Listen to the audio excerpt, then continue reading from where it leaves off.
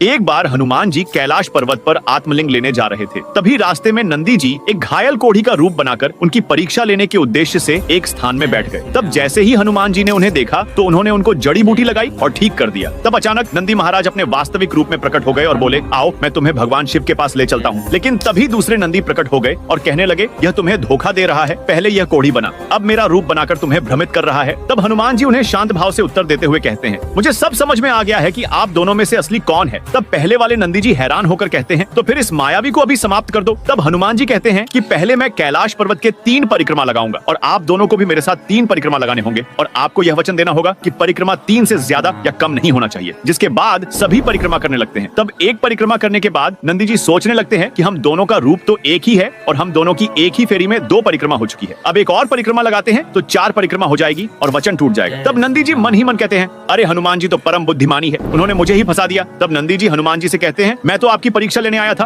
पर असल में तो आपने मेरी ही परीक्षा ले ली। अब मैं समझ गया, आपको तो कोई भी माया परास्त नहीं कर सकती। जिसके बाद हनुमान जी और नंदी जी अपनी अंतिम परिक्रमा पूर्ण करते हैं। तो दोस्तों, हनुमान जी के सच्चे भक्त चैनल को सब्सक्राइब करके कमेंट